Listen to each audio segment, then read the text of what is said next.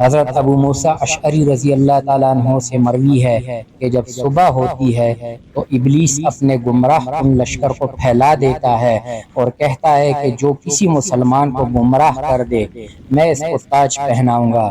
پھر کوئی شیطان خبر دیتا ہے کہ میں فلاں کے پیچھے لگا رہا یہاں تک کہ اس نے اپنی بیوی کو طلاق دے دی۔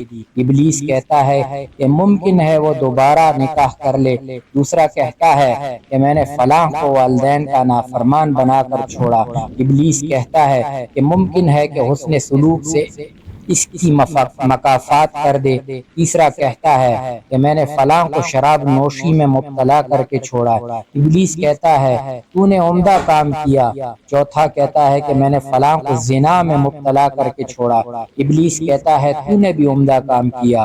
پانچواں کہتا ہے کہ میں نے فلاں کو فلاں کے ہاتھوں قتل کرا کے چھوڑا۔